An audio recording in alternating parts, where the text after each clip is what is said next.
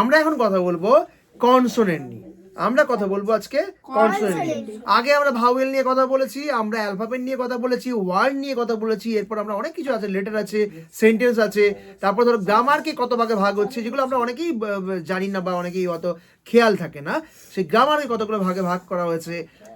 তারপরে ধরো ক্লজ কি, ফ্রেজ কি, এরকম অনেক জিনিস আমাদের রয়েছে, সিনোনিম, অ্যান্টোনিম, এরকম রয়েছে। এবং আমরা একটা প্ল্যান করছি যে প্রত্যেক দিন তোমাদেরকে 6খানা ট্রান্সলেশন কিন্তু বাচ্চাদের মাধ্যমে তোমাদেরকে পড়ানো, মানে আমরা বাংলা বলে দিলাম বা ইংরেজি বলে দিলাম, তো ওরা সেটাকে ট্রান্সলেশন করবে, তোমাদেরকে শোনাবে।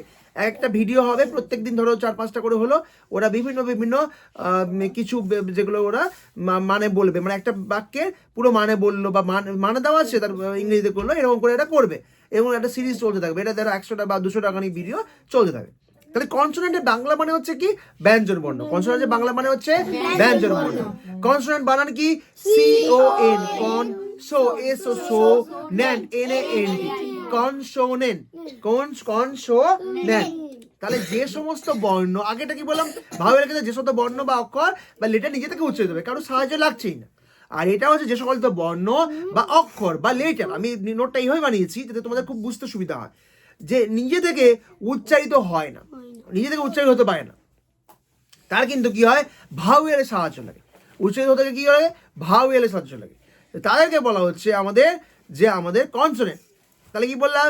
যে সকল বর্ণ বা অক্ষর বা লেটার নিজে থেকে উচ্চারিত হতে হয় না বা হতে পারে না, তাতে কিন্তু অন্য কোনো ভাওয়েলের সাহায্য নিয়ে তাকে কিন্তু উচ্চারিত হতে হয়। তারা সাহায্য লাগে তার। তো সেক্ষেত্রে আমরা তাকে কি বলবো? কনসোনেন্ট। কনসোনেন্ট বানান কি হলো? CON, কন, সো, এসো, সো, নেন, NANT, কনসোনেন্ট।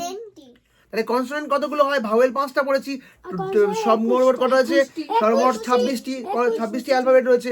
তাহলে বাকি 21টা কটা হচ্ছে? 5টা ভাওয়েল হলে 21খানা। যেমন ধরো BCDDEFGH, এগুলো তো আছে। তাহলে এগুলোকে আমরা কি বলছি? এগুলোকে আমরা নাম দিয়েছি কনসোনেন্ট। তাহলে কি বললাম? কনসোনেন্ট। ঠিক আছে? তাহলে কনসোনেন্ট মানে হচ্ছে কি? ব্যঞ্জন বর্ণ। ওকে, থ্যাংক ইউ সবাইকে। টাটা।